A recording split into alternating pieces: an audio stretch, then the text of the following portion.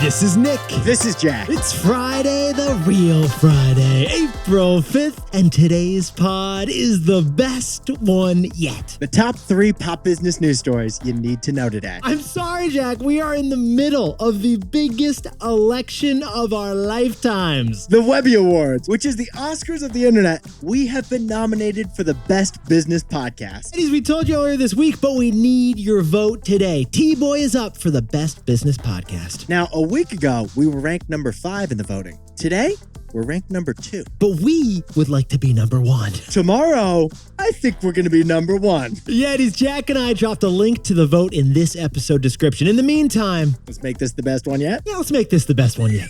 3 stories for today's show. What do we got, man? For our first story, the final episode of Curb Your Enthusiasm is this Sunday. So one of the most creative shows ever is coming to an end. So Jack and I whipped up 3 lessons from Curb's laboratory of creativity. For our second story, it's Apple. They shut down their car this year, but they've reportedly found their next big thing: home robots. Apple is allegedly working on an R2-D2. An actual iRobot. An IR2-D2. And our third and final story, Levi's jeans. Their stock surged 15% yesterday on the stock market. And it's all thanks to 2 Bs, Baggy and Beyonce. That sounds like a band. I like that name, Jack. Baggy and Beyonce? Baggy and Beyonce, they're going on tour. But yeah, it is before we hit that wonderful mix of stories. Fantastic mix of stories to go into a weekend with, my friend.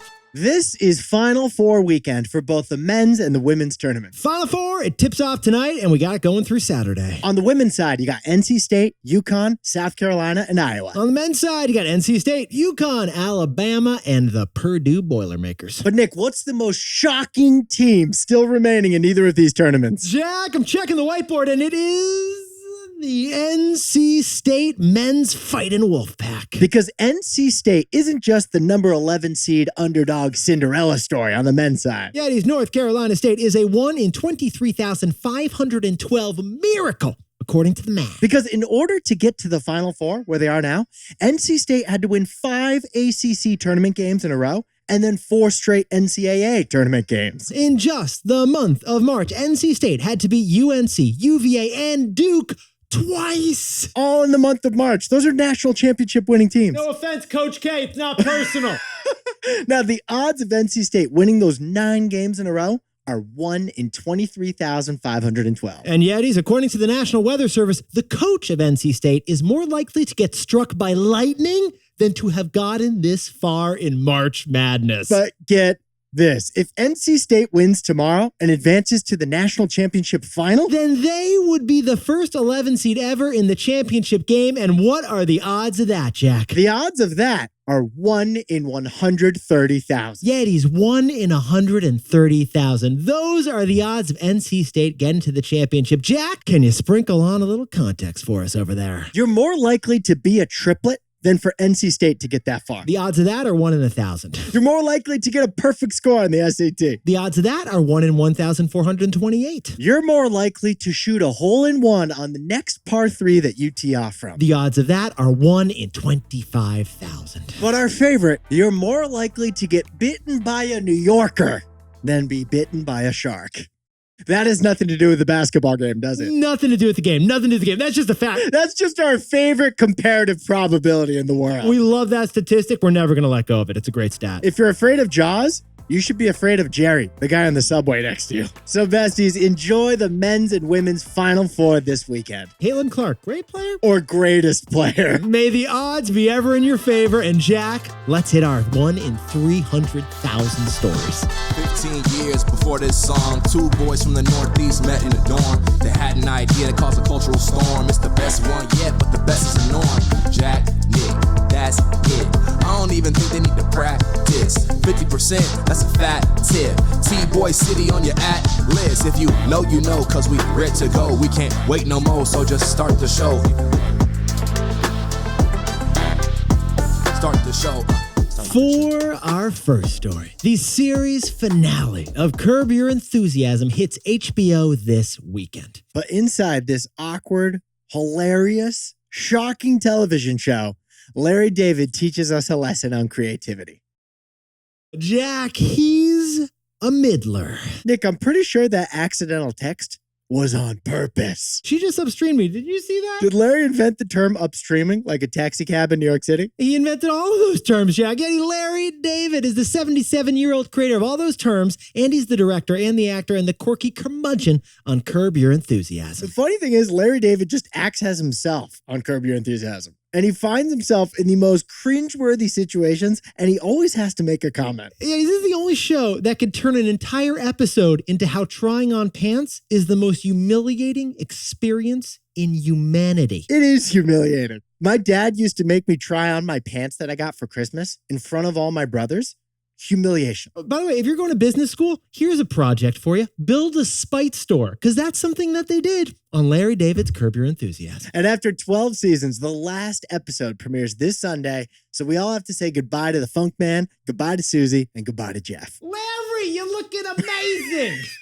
Actually, she would never compliment Larry. That was incorrect. If you know, you know. But Yetis, this isn't just a show of tirades and trivialities. No, this show is also a laboratory of creativity that we all can learn from. Nick and I found 3 lessons on creativity and work that are pretty good. And if you check out Trung Fan's newsletter, which is a newsletter we love getting every weekend, he details even more lessons from Curb Your Enthusiasm on creativity. We'll drop a link in the episode description as well. But in the meantime, our first lesson on creativity from Curb Your Enthusiasm, Jack, what is it, please? Non-obvious ideas, they take longer and they may never land. But if they do, they have a big payoff. Few know this, but Larry David was not a career success until he was 41 years old. When he was young, he used to be a bra salesman.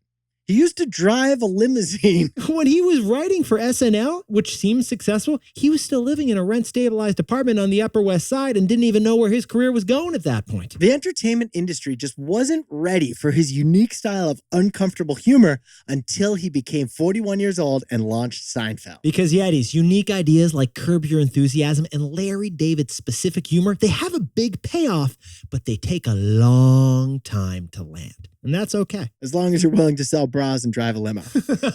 And hopefully you have a rent-stabilized apartment. Which leads to our second rule of creativity from Curb Your Enthusiasm. Jack, what is it, man? Creativity works at different speeds. You can't rush a creative. Jack, somewhere is a graphic designer who's saying, I feel heard right now. Exactly. Because Curb began 25 years ago, but we only have 12 seasons in those 25 years. In fact, there's actually a 6-year gap between seasons 7 and 8 of Curb Your Enthusiasm, a 6-year gap. Because sometimes Larry just wasn't feeling the inspiration to create another season. And then when he found inspiration finally, he would go all in on executing it for that season. And now we should point out, he was actively searching for inspiration. And then once he got that inspiration, he went hardcore to create things like Latte Larry's Spite Store. Now, just this week, we did our April Fool's prank, the TBOY dating network that we launched on Monday. We brainstormed what should we do for April Fool's Day for 2 full days and got no ideas that we were on board with. We didn't get frustrated and we didn't force it. We just said, hey, this is going to take a 3rd day for us to come up with a creative idea for April Fool's. And on that 3rd day, we came up with TBOY dating. The details poured out, and it felt so easy on that 3rd day. After that, we went hardcore into T-Boy dating. Now, HBO deserves a lot of credit, because if they had rushed Larry David and demanded a season 8 1 year after season 7... Well, Jack, then we wouldn't have characters like Leon Black. And it might not have been funny. Now, Jack, Larry David probably thinks we've gone on about 3 minutes too long. So, Jack, what's the sponge-worthy takeaway for all our buddies who are everyone in business? Constraint breeds creativity. Yeah, it's an interesting thing. Typical sitcom episodes have a script that is 35 pages long, but a typical Curb Your Enthusiasm script is just 6 pages long. Now, many assume that all of Curb is improv, like it's that funny and it's that improv feeling. And the short 6-page script supports that thesis. But here's the fascinating thing. In reality, Larry writes extremely detailed outlines in those 6 pages to constrain the actors. For example, in season 10, there was an episode that had this. Okay, you're at a wedding in Mexico.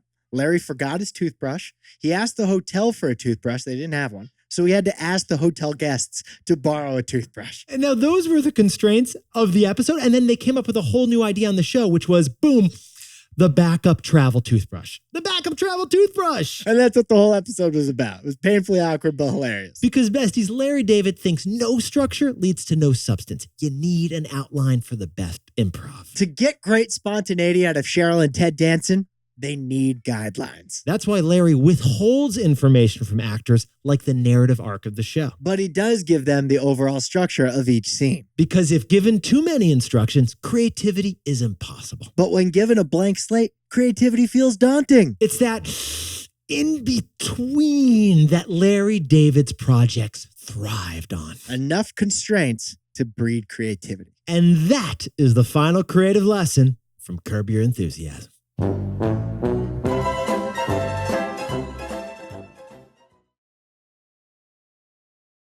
For our second story, now that Apple's car is dead, Apple is turning to a new thing. Apple wants your living room. Apple is reportedly working on a home robot that resembles R2-D2.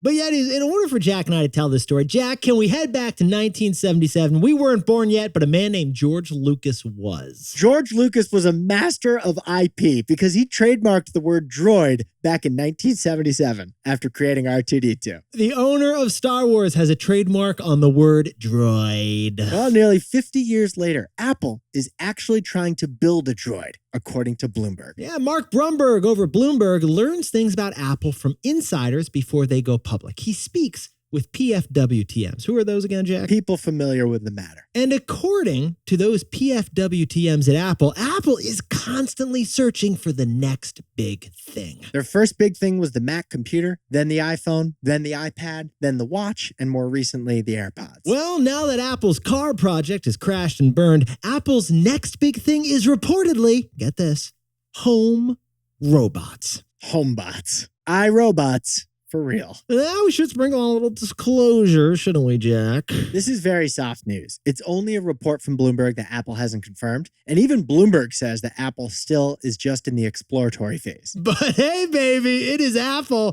So we know you are curious about this because we were too. And IR2-D2 that we could actually purchase for our homes, that sounds incredible. I'd feel like Luke Skywalker. But Yetis, here's what Jack and I found fascinating about this story. We've said before that the next big tech battle is for your living room. Well, Apple wants a seat on the couch. Because they're reportedly working on two products. And the first one we're calling FaceTime Plus. It's a tabletop screen whose primary purpose is FaceTime conversations. Like you're going to be making dinner, you're FaceTiming your mom. Did I cut the arugula right? You don't cut arugula like that. It turns into an argument. But in the meantime, the screen is going to track your face and swivel as you and your mom are talking. Yeah, so if you go over to the pantry to get the arugula and then go back to the fridge, because that's where arugula is actually stored, the screen will follow you the whole time so you can see your mom and she can see you. So like if your mom nods, then this new Apple robot screen will nod. It acts like a head. Yeah, it's pretty wild. What we're saying, Yetis, is that this is like an iPad, but with a neck and a little bit of personality. It's the ultimate FaceTime machine. Yeah, they added some razzle-dazzle and sprinkle-dinkle to the iPad. Sounds useful for a kitchen. Okay, that's the first HomeBot project Apple's working on. But the second product is an IR2-D2. Bloomberg calls it a mobile robot that can follow users around their homes. This is like if WALL-E were designed in Cupertino. This is actually pretty cool. It's a moving machine with wheels. It's got a screen, a camera, and artificial intelligence so you can talk to it. I mean, Jack, is this going to be a physical manifestation of Siri? This is Siri meets Mary Poppins because it's useful, meets Fido because it's like the size of a dog. It's like they injected Optimus Prime with Siri and then miniaturized her. Now, we should point out, Amazon already has something just like this. It's called Astro, but replace Siri with Alexa. So what we're talking about isn't completely new. But again, it's from Apple, so it'll come in a really cool box. So, Jack, what's the takeaway for our buddies over at Apple? Apple has 3 lifeboats. One of them sank. One of them they just launched, and they're building a third. Sad story, Jack and I can tell you because we own the shares. Apple stock is actually lower today than it was 2 years ago. And why is that, Jack? Apple's products, they feel kind of old. Investors are getting concerned that Apple's best days could have been behind it. So like Kendall Roy in Succession, Apple is building a whole bunch of lifeboats. New products to bring it to safety. Well, last year, Apple executives said that the company's future was in automotive, home, and mixed reality. Well, automotive is dead. Apple killed the 10-year car project just over in February. Mixed reality was just launched recently. The Apple Vision Pro, but TBD whether that's a success or not. Which leaves home. The new thing that Apple is reportedly working on internally. A physical manifestation of Siri who can hang out with you in the living room. Optimus Prime meets Siri meets Mary Poppins. And also a FaceTime thingy that you put in your kitchen and it'll track you and follow you like a head when you're FaceTiming someone. Yeah, he's added it all up, and Apple has 3 lifeboats. One sank, one just launched, and so now they're building the 3rd.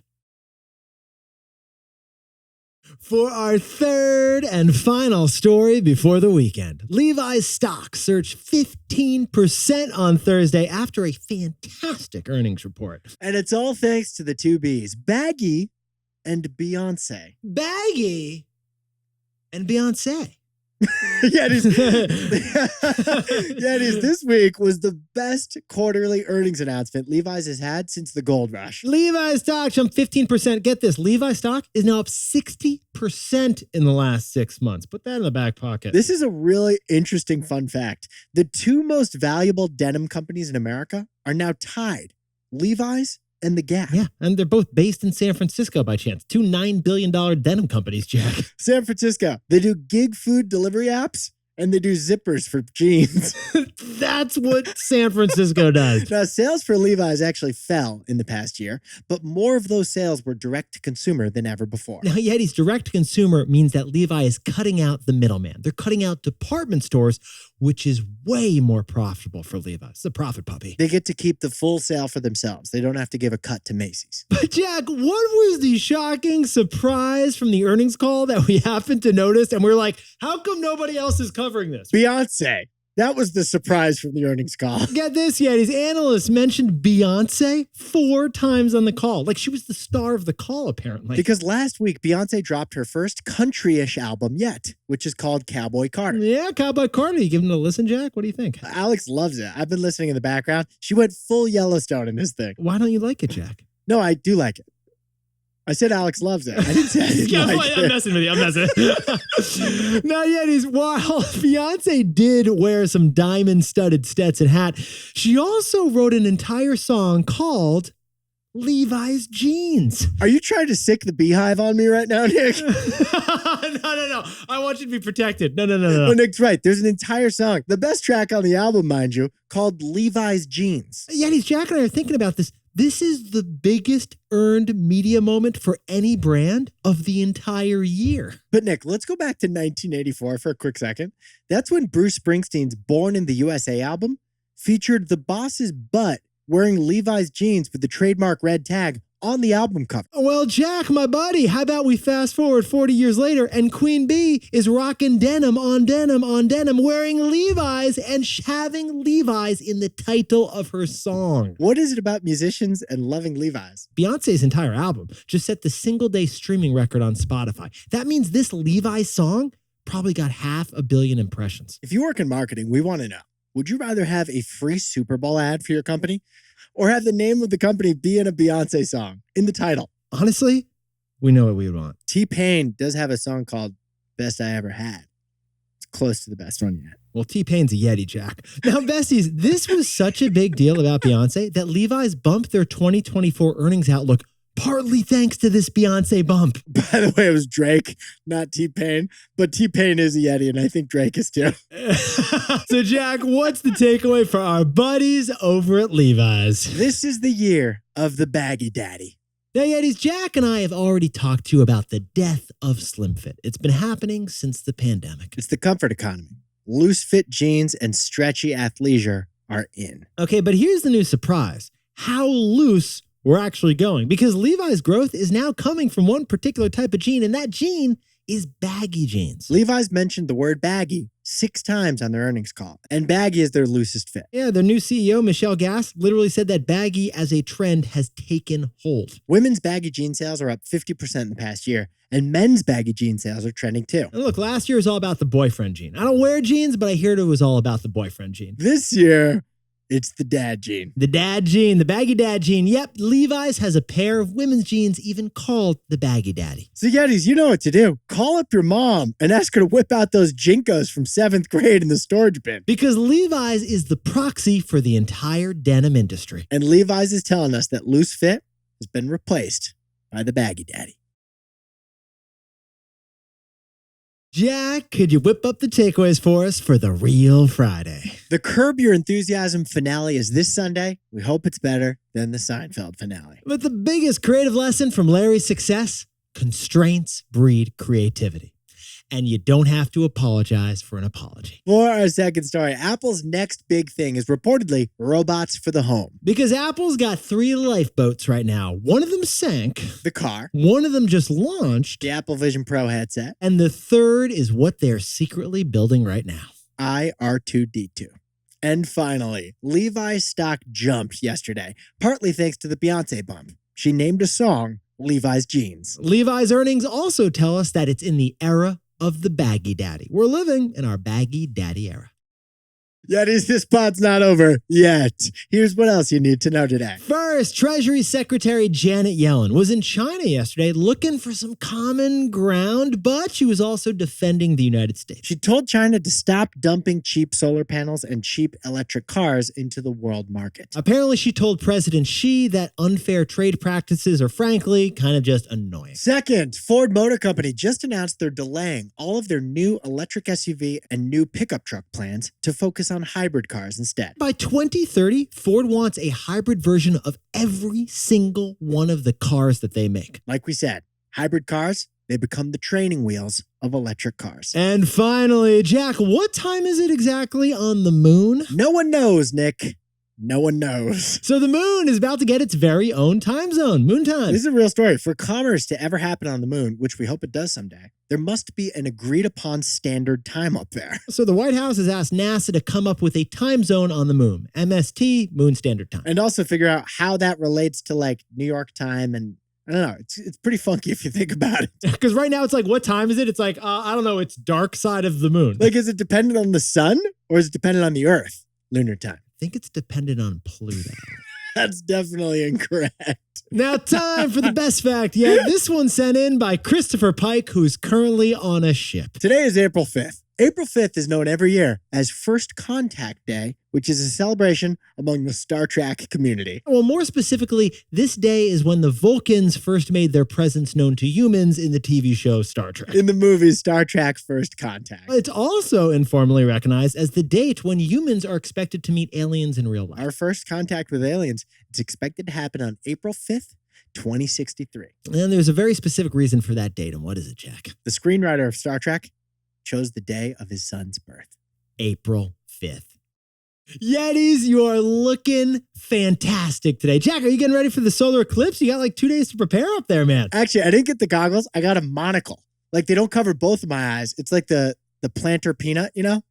It just covers one of my eyes. I feel like you should upgrade to the goggles, Jack. I'm not an optometrist, but I feel like you need both. No, you can't find them anywhere, Nick. They're sold out. Can you get 2 monocles? I actually have 2 monocles. Okay, well, there you go. We're going to You round should up. get some duct tape and put them together. But Yetis, there are a couple things that you got to do this weekend. First, you got to celebrate the wins. And then second, we'd love if you'd vote for us for the best business podcast to help win this Webby. There's a link in the episode description. Vote right now. So grab some Baggy Daddy jeans, celebrate some wins, and then vote for the best one yet. Nick and I will see you Monday. Can't wait.